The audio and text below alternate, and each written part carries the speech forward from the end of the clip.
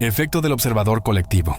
Imagina una playa donde, de la nada, miles de personas empiezan a correr en la misma dirección porque alguien gritó «marea». Al principio solo unos pocos miran, luego la orilla se mueve como una ola. Eso es el observador colectivo, cuando la atención concentrada de mucha gente crea una realidad nueva. En redes sociales la atención es la moneda. Cuando un tema recibe foco, por un tweet, un video o un titular, los algoritmos amplifican esa atención y la devuelven en forma de más visibilidad. Lo que antes era un susurro se vuelve megáfono. Esa retroalimentación entre usuarios y plataformas puede transformar una simple idea en tendencia global en horas. Estudios sobre economía de la atención y amplificación algorítmica muestran cómo las plataformas no solo reflejan lo que ocurre, lo modelan. La dinámica tiene dos caras: moda y pánico. En la moda, la concentración de mirada crea bandwagons. Si suficientes personas adoptan una canción, una prenda o un meme, otros la imitan porque perciben valor social en estar alineados. Modelos técnicos y simulaciones muestran que, con atención limitada, compiten muchas ideas por un espacio pequeño y solo unas pocas ganan la preferencia colectiva. Esa competencia explica por qué algo trivial puede parecer omnipresente de la noche a la mañana. En el pánico, la misma mecánica se vuelve peligrosa. Emoción y miedo se propagan rápido en redes porque los mensajes cargados emocionalmente llaman más la atención y se comparten más. Investigaciones sobre contagio emocional y mercados indican que mensajes masivos de angustia o rumores financieros pueden aumentar la volatilidad, generar ventas masivas o incluso precipitar caídas de precios cuando la atención actúa como catalizador. En pocas palabras, la atención puede transformar rumor en ola de pánico. Hay factores que amplifican el efecto. Las cámaras de eco o burbujas, grupos muy conectados que refuerzan las mismas ideas, funcionan como mechas cortas. Cuando un grupo inicial con mucho alcance empieza a compartir una narrativa, los algoritmos la detectan y la extienden a audiencias afines. Otro acelerador son los indicadores visibles, likes, retweets, vistas, que funcionan como señales sociales. Ver muchas reacciones le dice a tu cerebro que aquello es importante y te empuja a mirar y compartir. ¿Significa esto que todo lo viral carece de valor? Number. Muchas tendencias surgen por razones reales. La advertencia es otra. La masa de atención no garantiza verdad. Por eso la credibilidad importa. Trabajos que miden la dinámica de atención encuentran distintas clases de tendencia. Algunas se apagan rápido y otras son sostenidas por fuentes creíbles. Aprender a distinguir entre ruido amplificado y señales genuinas evita que te dejes arrastrar. ¿Qué puedes hacer tú, ahora, antes de dormir? Primero recuerda que cuando todo parece urgente en tu pantalla, probablemente sea una avalancha de atención, no un termómetro exacto de la realidad. Segundo, frena antes de compartir. Pregúntate si la fuente es fiable y si la emoción que sientes podría estar siendo explotada por diseño. Tercero, regula tu exposición. Si quieres juzgar con calma, reduce el ritmo de consumo y busca corroboración fuera de la burbuja. Con pequeños hábitos proteges tu juicio y ayudas a que la marea te pase por al lado sin arrastrarte. Cierra los ojos con esta imagen. Eres una boya en el mar de información. Las olas pasarán. Algunas empujarán hacia la moda, otras intentarán arrastrarte al pánico.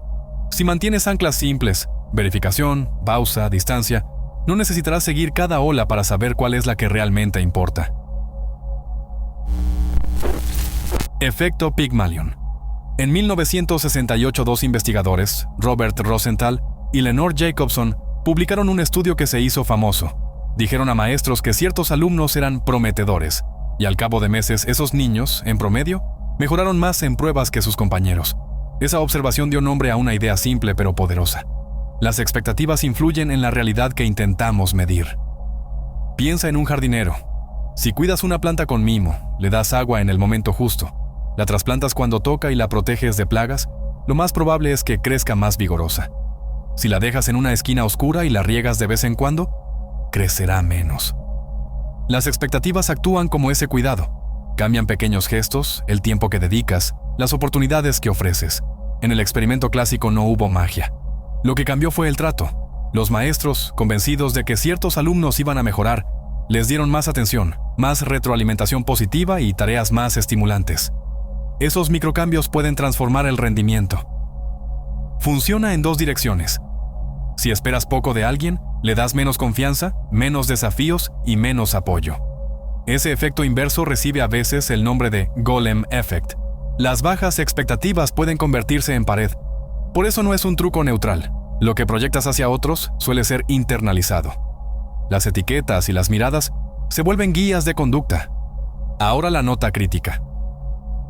La literatura posterior ha matizado los resultados originales. Algunos académicos señalaron problemas con las pruebas usadas y con el diseño inicial. Revisiones y metaanálisis muestran que el tamaño del efecto depende de factores como cuánto tiempo conoce el docente a sus alumnos antes de inducir expectativas, la credibilidad de la información y el contexto cultural. Dicho de otro modo, la expectativa importa, pero no actúa igual en cualquier situación. Cuando los profesores ya conocen bien a sus estudiantes, es difícil insertar una expectativa nueva que cambie el espíritu del aula. ¿Y cómo usar esta idea sin convertirla en presión? Primero, marca expectativas altas pero reales. Esperar lo imposible solo crea frustración. Segundo, apoya con acciones concretas, tiempo de atención, retroalimentación específica, retos escalables y oportunidades para practicar. Tercero, vigila tus sesgos. Las expectativas a menudo nacen de prejuicios inconscientes. Género, clase o antecedentes pueden colorear lo que esperas. Cuanto más consciente eres, más puedes corregir. Finalmente, piensa en la temporalidad. Si recién empiezas una relación educativa o laboral, las señales tempranas que das pesan mucho. Efecto de primacía y recencia. Estás frente a una mesa larga con platos alineados. Te sirven un aperitivo, varios platos intermedios y al final un postre. Cuando te preguntan después qué comiste, es probable que recuerdes bien el aperitivo y el postre y te cueste más con los platos del medio. Eso mismo ocurre en la memoria. Los primeros y los últimos ítems de una secuencia se recuerdan mejor que los del medio. Esta curva se llama efecto de posición serial y agrupa dos fenómenos, la primacía y la recencia. ¿Por qué pasa? Una explicación clásica dice lo siguiente: los primeros elementos se benefician de más atención y repetición mental. Al llegar al principio, tu mente los repasa y algunos pasan a la memoria a largo plazo. Los últimos elementos siguen frescos en la memoria de trabajo, así que están disponibles al recuperar la lista inmediatamente. Experimentos controlados como los de Glanzer y Kunitz mostraron este patrón y ayudaron a pensar que hay componentes distintos del recuerdo, memoria a corto plazo y memoria a largo plazo, que explican primacía y recencia. La investigación moderna matiza la historia. A veces la recencia depende menos de una caja separada y más de cómo la atención y la interferencia operan durante el aprendizaje y el recuerdo. Hay evidencia neurocientífica que muestra gradientes de atención y actividad cerebral distintas para elementos tempranos, medios y tardíos. En la práctica eso significa que primacía y recencia son robustas, pero sensibles al tiempo entre aprendizaje y prueba, y a las distracciones que aparecen después de aprender. Si te dejan distraído por un minuto, la recencia puede desvanecerse. ¿Y qué puedes hacer con esto ahora mismo para aprender mejor y dormir sin cargar información a medias? Primero, coloca lo más importante al principio y al final de una sesión de estudio, una presentación o una lista de tareas. Si das una charla, pon la idea central en la apertura y en la clausura. Si estudias, divide el material en bloques cortos. Cada bloque nuevo reinicia la primacía y la recencia. Así transformas muchos primeros y últimos en vez de un solo comienzo y un solo cierre. Segundo, usa pausas breves. Al final de cada bloque de 10 a 20 minutos, haz una pausa corta para consolidar lo aprendido y evitar que la recencia de ese bloque se pierda por interferencia. Tercero, repasa activamente. Antes de dormir, haz una recuperación mental de los puntos clave. Recuperar sin mirar los apuntes fortalece la memoria y reduce el olvido del medio. Cuarto, aplica el método del palacio o asociaciones vivas para los ítems que caen en el centro. Si transformas el contenido del medio en imágenes intensas, aumentas su probabilidad de ser recordado. También hay una advertencia práctica. En encuestas y evaluaciones, la primacía y la recencia pueden sesgar juicios. Por ejemplo, las primeras y últimas impresiones en una entrevista o en una serie de presentaciones pesan más en la evaluación final. Si quieres ser justo al juzgar, toma notas durante todo el proceso y revísalas de forma estructurada para compensar la ventaja de inicio y cierre. Antes de dormir, recorre tu mesa imaginaria. Coloca una bandera en los dos platos que quieres retener, uno al inicio y otro al final. Guarda los platos del medio con una imagen loca que te haga sonreír. Si practicas esta estructura unas noches seguidas, verás que recuerdas más y mejor. La mente no es solo una lista pasiva, Es un servicio que prioriza entradas. Aprender a colocar lo esencial en los lugares que la mente ya favorece te deja menos preocupado y más eficaz. Duerme sabiendo que no tienes que recordar todo igual. Diseña la forma en que tu memoria te escucha. Efecto de la habituación. Un sonido repetido pierde su capacidad de molestarte en cuestión de minutos. Ese fenómeno se llama habituación. Es una forma de aprendizaje simple, donde la respuesta a un estímulo disminuye cuando ese estímulo se repite y resulta inofensivo. Imagina que tienes una gotera en el techo. Al principio te despierta cada noche. Después de unos días, sigues oyéndola pero ya no te levantas. No porque la gota haya dejado de caer, sino porque tu cerebro decidió que no merece recursos. Esa decisión es adaptativa. Habituarte te permite ignorar lo que no importa y ahorrar atención para lo que sí importa. Es un filtro económico que hace posible vivir en entornos ruidosos sin enloquecer. Es importante distinguir habituación de la adaptación sensorial. La adaptación sensorial ocurre en los receptores físicos. Por ejemplo, cuando una fragancia parece menos intensa, porque las células olfativas se acomodan. La habituación, en cambio, es un cambio en la respuesta del sistema nervioso y en la atención.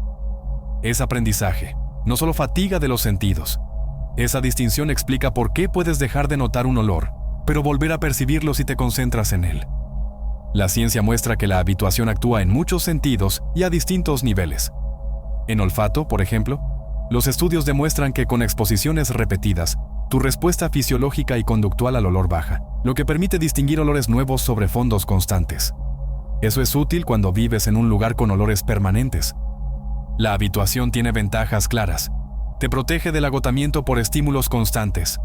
Facilita concentración en el trabajo. Permite convivir con vecinos ruidosos o aceptar el zumbido de aparatos domésticos. En terapia se usa a favor. Exposiciones controladas ayudan a reducir la ansiedad frente a fobias por medio de habituación, donde la angustia baja tras repetir la experiencia segura. Esa reducción de la reactividad es la base de técnicas efectivas para trastornos de miedo y PTSD. Pero también tiene riesgos.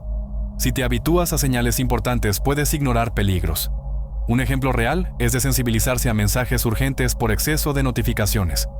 En relaciones humanas, la habituación puede convertir lo especial en rutinario y erosionar el aprecio si no se renueva la novedad. La mano fantasma. ¿Alguna vez has sentido una mano que ya no está? Imagina que entras a la casa donde vivías y el plano sigue mostrando una habitación que demolieron. Tu cerebro conserva ese plano. Así ocurre con la mano fantasma. Muchas personas que pierden un brazo o una pierna siguen sintiendo que el miembro existe. Hasta 6 de cada 10 amputados reportan dolor fantasma en algún momento.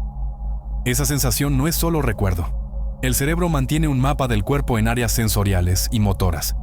Cuando falta una mano, las zonas cercanas en ese mapa pueden invadirla.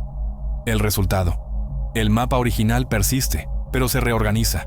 Esa idea, la teoría del remapeo cortical, ayuda a explicar por qué puedes sentir cosquillas, temperatura o incluso dolor en algo que ya no está. A veces el fantasma es inquietante y duele. El dolor fantasma puede describirse como calambre, quemazón o punzadas. No es raro que persista y empeore la calidad de vida. Por eso la medicina busca formas prácticas de engañar al cerebro para que actualice su mapa. Un método sorprendentemente simple es la terapia del espejo. Colocas un espejo para que la mano que sí tienes se vea donde debería estar la que falta. Al moverla, tu cerebro percibe que la mano fantasma se mueve y en muchos casos, el dolor disminuye. Revisiones científicas muestran que la terapia del espejo puede reducir el dolor en grupos de pacientes, aunque los resultados varían entre estudios. La tecnología también ayuda. Conexiones avanzadas entre prótesis y nervios y técnicas quirúrgicas que reorganizan nervios en el muñón han reducido el dolor en algunos pacientes y mejorado la sensación de control. Integrar retroalimentación sensorial en las prótesis permite que el usuario reciba señales táctiles que el cerebro interpreta como propias. Pero no hay una cura mágica. El tratamiento suele ser multimodal. Medicación, fisioterapia, terapia ocupacional, técnicas de estímulo eléctrico, rehabilitación multisensorial y enfoques psicológicos se combinan según cada caso. Algunos pacientes responden bien, otros requieren enfoques más complejos. La investigación sigue buscando cómo sincronizar mejor cuerpo, nervios y cerebro para aliviar el sufrimiento. Sincronización neuronal y sensación de unidad. Imagina una orquesta. Cada músico toca su parte. Cuando todos se sincronizan, la pieza suena como una sola cosa. Si se descuadran, la música se rompe. En tu cerebro pasa algo parecido. Pequeñas oscilaciones eléctricas en grupos de neuronas se ponen a tiempo y eso ayuda a que tu experiencia se sienta unificada. Esas oscilaciones se llaman ritmos o bandas de frecuencia. Algunas son lentas, otras rápidas. La idea que muchos científicos exploran es que, al sincronizar su actividad, distintas regiones del cerebro pueden hablar mejor entre sí. Esa comunicación temporal permite juntar información separada, un color, un sonido, una emoción, y presentarla como una sola experiencia. Es la respuesta neurofisiológica a la pregunta: ¿por qué ves un árbol como un objeto entero y no como partes sueltas? En particular, las oscilaciones rápidas, llamadas gamma, se han vinculado con atención, memoria y la construcción del contenido consciente. Cuando escuchas algo que te interesa o percibes un objeto claro, a menudo aparecen patrones de sincronía en la banda gamma. Por eso los investigadores piensan que cierto nivel de sincronía puede ser clave para que distintas neuronas formen un todo consciente. Pero la sensación de yo parece depender también de redes a gran escala. El llamado Default Mode Network, una red que se activa cuando piensas en ti, en recuerdos o en el futuro, muestra formas de sincronía interna que se relacionan con la experiencia del yo. En otras palabras, no solo importa qué neuronas individuales se sincronicen, sino cómo grandes conjuntos de áreas del cerebro coordinan su ritmo para sostener esa sensación de continuidad personal. No todo está resuelto. Algunos expertos advierten que la sincronía por sí sola no explica todo sobre la conciencia. Hay casos donde hay sincronía sin experiencia consciente clara. Por eso las teorías modernas mezclan sincronía con otros factores: la escala espacial de la activación, la duración de la coordinación y cómo la información se integra y se diferencia. La sincronía es una pieza muy importante, pero no necesariamente la única. ¿Qué significa esto para ti en lo cotidiano? Cuando te enfocas en algo y todo hace clic, esa claridad repentina, puede ser que tu cerebro haya conseguido alinear ritmos en varias zonas. Cuando estás distraído o fragmentado, esas mismas áreas no logran sincronizarse y la experiencia se siente menos sólida. Incluso estados como la meditación o el flow parecen cambiar cómo y cuándo se sincronizan estas redes. Privación sensorial y mundos internos. Hecho rápido. Cuando cortas la entrada de los sentidos, el cerebro no se apaga. Empieza a producir su propio contenido. Eso puede ir desde imágenes simples hasta alucinaciones completas. Piensa en una pantalla en blanco que llevas mirando demasiado tiempo. Al principio no hay nada. Luego aparecen destellos, formas, recuerdos.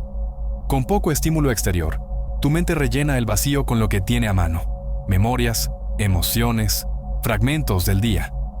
En experimentos controlados, como el llamado efecto Ganzfeld, cubrir el campo visual con una luz uniforme y reducir el sonido hace que muchas personas empiecen a ver patrones, caras o escenas internas. Es una forma elegante de demostrar que la percepción es tanto construcción como recepción. ¿Por qué sucede esto a nivel biológico? Las neuronas siempre están activas. Sin señales externas que anclen esa actividad, las oscilaciones internas y la actividad espontánea se vuelven más visibles para la mente.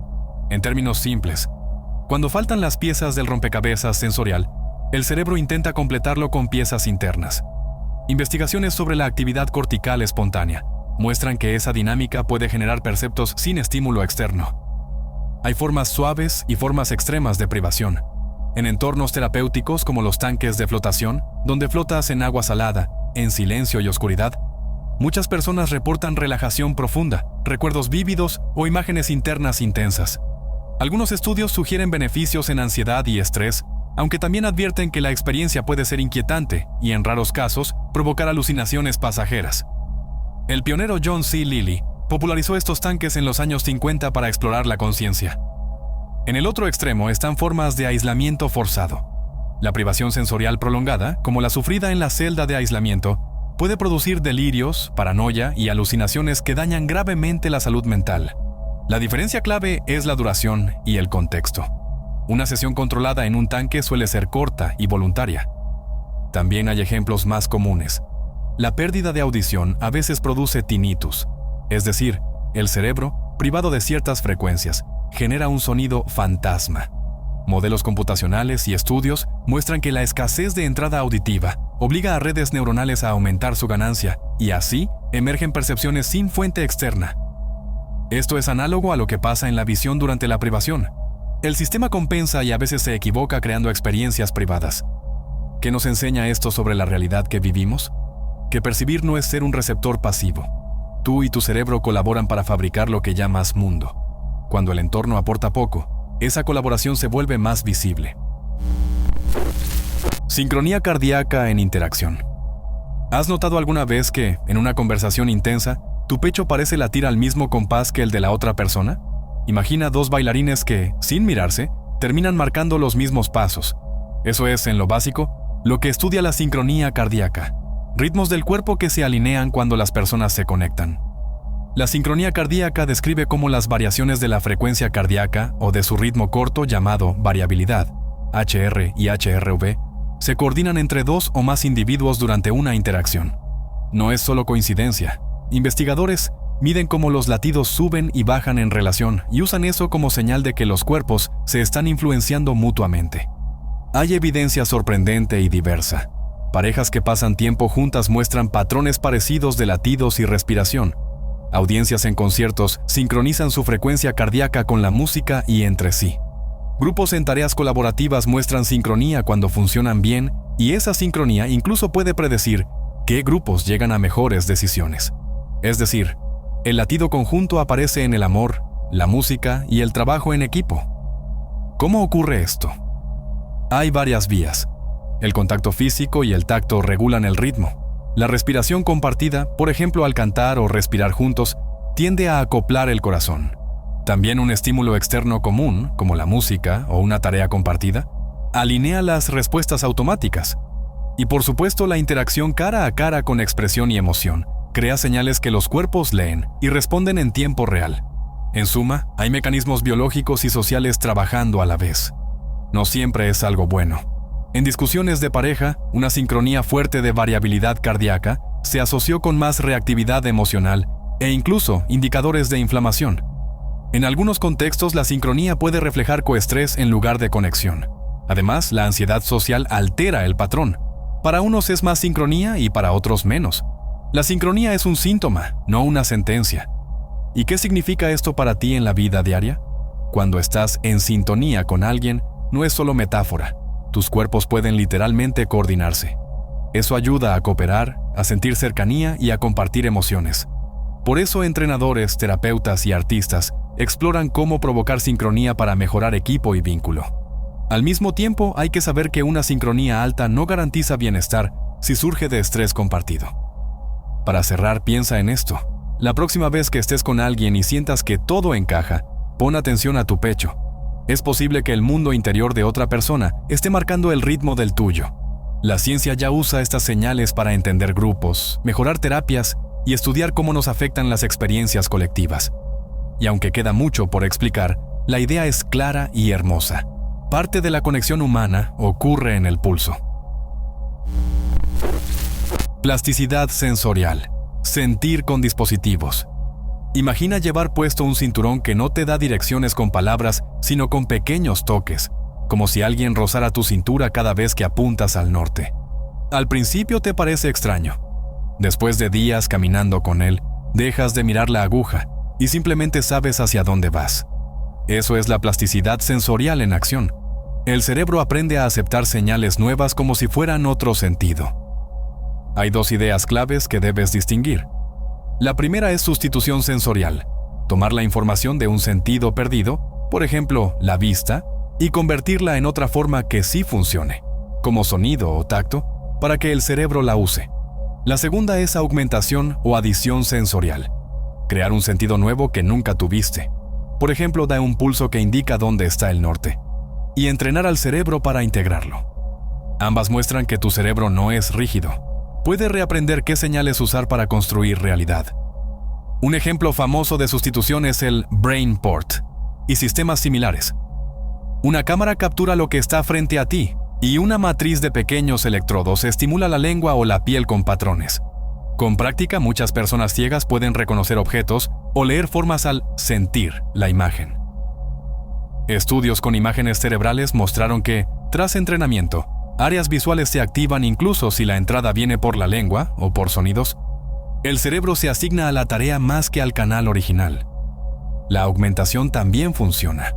investigadores y diseñadores han creado cinturones y bandas que traducen la información magnética a vibraciones. Usuarios que los usan durante días o semanas reportan una sensación intuitiva de orientación. En experimentos controlados, estas señales no solo mejoran la navegación, sino que llegan a influir en sistemas internos como el equilibrio. Es decir, después del entrenamiento, el cuerpo reequilibra su manera de percibir el espacio para incluir el nuevo flujo de información. También existen casos más artísticos y extremos. Neil Harbison, por ejemplo, usa un dispositivo que convierte color en sonido. Nació con acromatopsia y con su antena. Puede identificar y escuchar colores. Su caso muestra que, con tecnología y práctica, se puede sentir una dimensión del mundo que antes estaba fuera de alcance. Algunos lo llaman cyborg, otros lo ven como una extensión natural del aprendizaje sensorial humano. Pero hay algunas aclaraciones prácticas. No es magia instantánea. Requiere entrenamiento sistemático. Al principio la señal es extraña y hay que aprender a mapearla a significado. La información que un dispositivo puede transmitir tiene límites de resolución y velocidad. Y no todo el mundo integra igual. Edad, experiencia previa y contexto influyen. Aún así, la evidencia es clara. Con práctica, muchos usuarios transforman una señal artificial en una experiencia perceptiva funcional. Piensa en esto como aprender a leer un reloj nuevo. Al principio miras los números y te esfuerzas. Después lo haces sin pensar.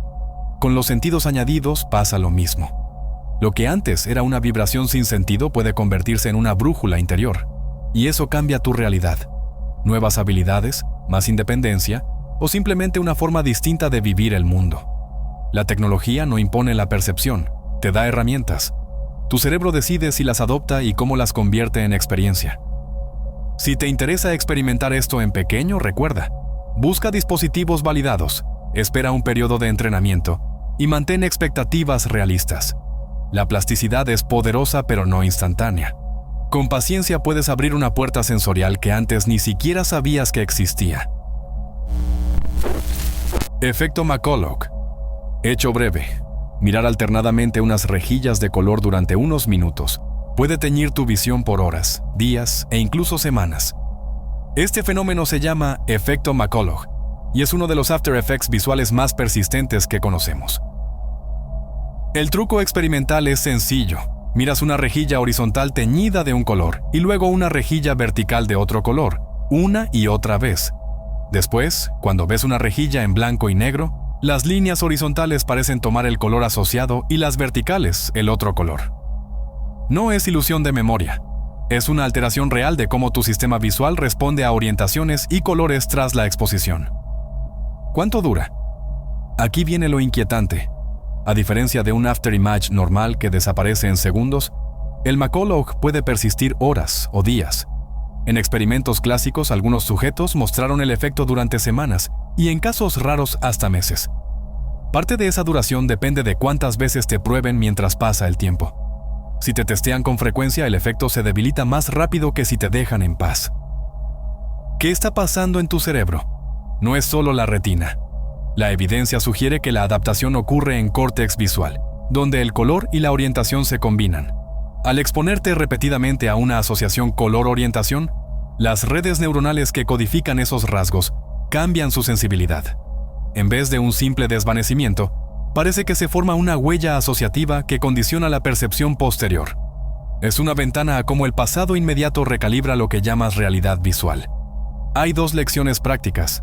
Primero, el efecto es benigno. No hay evidencia sólida de daño a la visión por experimentar estas pruebas. Segundo, si quieres que desaparezca más rápido, evita mirar las imágenes que lo indujeron y exponte a una variedad amplia de patrones y colores. Curiosamente, rehacer la inducción girada 90 grados o alternar colores puede revertir parte del efecto porque altera las asociaciones que lo mantienen. Piensa en esto como si tu ojo hubiera recibido un tinte temporal. Unos minutos de exposición cambian la manera en que las neuronas prefieren responder. Ese tinte te recuerda que la percepción no es una ventana pasiva. Es una película en la que los frames anteriores influyen en los que vienen. El McCulloch es un pequeño pero potente recordatorio de que tu cerebro ajusta la realidad según lo que acaba de ver. Síndrome de Stendhal. Sobrecarga estética. ¿Te ha pasado que una sola imagen te deja sin aliento? Imagina que entras a una sala y, de golpe, tu cuerpo responde como si hubieras corrido una maratón. Eso es, en su forma más conocida, el síndrome de Stendhal. Una reacción intensa ante la belleza que puede traer mareo, palpitaciones y hasta desorientación. El nombre viene del escritor Stendhal, que en 1817 describió sentirse abrumado por la belleza en Florencia. La psiquiatra Graciela Magherini observó y catalogó muchos casos entre turistas en Florencia a finales del siglo XX, y desde entonces se lo ha estudiado como un fenómeno psicosomático ligado a la sobrecarga estética. Pero ojo, no es un trastorno oficialmente reconocido en manuales como el DSM, es más bien un cuadro clínico descrito por historial y observación. ¿Cómo se presenta? Los síntomas típicos incluyen taquicardia, sudoración, vértigo, confusión y en algunos casos desmayos o episodios breves de desorganización mental. Algunas personas también reportan alucinaciones o una sensación de irrealidad. En las series clínicas la aparición suele ser súbita y la duración varía, desde minutos hasta días, según la intensidad y el contexto. ¿Por qué ocurre? No existe una sola respuesta. Los investigadores hablan de una mezcla entre una reacción emocional extrema, activación del sistema nervioso autónomo y factores personales como fatiga, estrés previo o expectativas emocionales elevadas. Ver mucha belleza acumulada en poco tiempo, museos llenos, iglesias colmadas de arte, puede saturar los recursos emocionales y fisiológicos de alguien propenso, desencadenando esa respuesta de sobrecarga. Nada de esto significa que el arte sea peligroso para la mayoría. El síndrome de Stendhal es raro y suele afectar a personas en situaciones específicas, viajes largos, sueño alterado o estados emocionales intensos. Cuando sucede, la intervención básica y efectiva suele ser simple: alejar a la persona del estímulo, proporcionarle lugar para descansar, agua y apoyo emocional. En casos más severos, se recomienda evaluación médica o psiquiátrica para descartar problemas cardíacos o episodios psicóticos. Hay una lección más sutil aquí. El síndrome revela cuánto peso tienen las emociones en la construcción de tu realidad. Una pintura no solo es colores y trazos. Para ciertas personas, en cierto momento, puede activar un torrente interior que desborda la regulación corporal. Eso nos recuerda que lo bello no es solo percepción estética, es también un encuentro físico y visceral con lo que nos conmueve. Si alguna vez sientes que una obra te supera, haz esto. Respira hondo, busca un banco o una salida, toma agua y comparte lo que sientes con alguien. La belleza puede ser abrumadora y a la vez transformadora. El síndrome de Stendhal nos muestra el precio y la potencia de esa intensidad. Efecto de contraste social. Imagina que caminas por un centro comercial. Cada vitrina te muestra una versión distinta de la misma vida. Coches más brillantes, casas más grandes, cenas más perfectas. Al mirar, tu propia realidad se mueve en función de esas imágenes. Esa es la esencia del efecto de contraste social. Tu bienestar y tus decisiones dependen en buena medida de con quién y con qué te comparas. La idea central viene de la teoría de la comparación social. Las personas evaluamos nuestras opiniones y habilidades comparándonos con otros para ubicarnos. No es un capricho.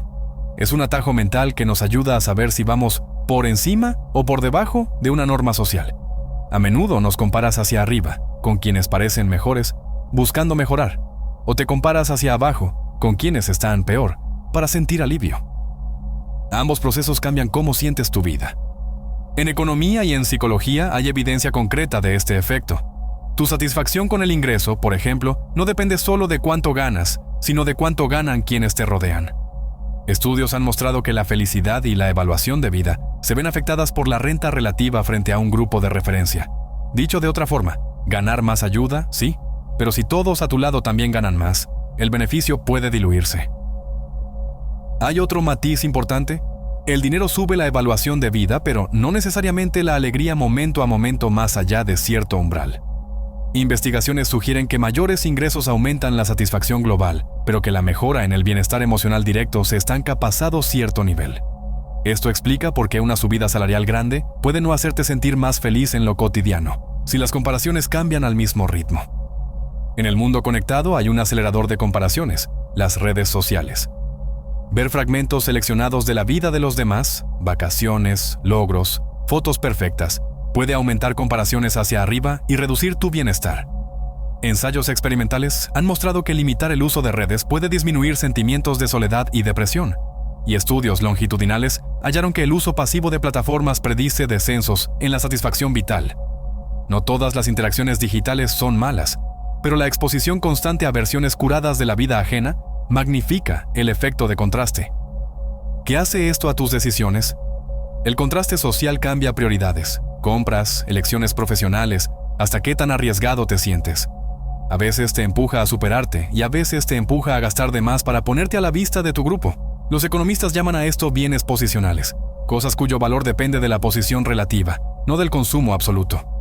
Ahora, ideas prácticas y sencillas. Primero, elige tus comparadores. Preocúpate menos por el escaparate andante y más por personas que te inspiren sin herirte. Segundo, limita la exposición pasiva en redes. Puedes seguir conectando, pero hazlo activamente, con propósito. Tercero, mide progreso en términos personales, no siempre en números relativos. Estas tácticas no eliminan la comparación, es humana, pero la hacen menos dañina. Para llevarte a dormir, la realidad que sientes está tejida con hilos sociales.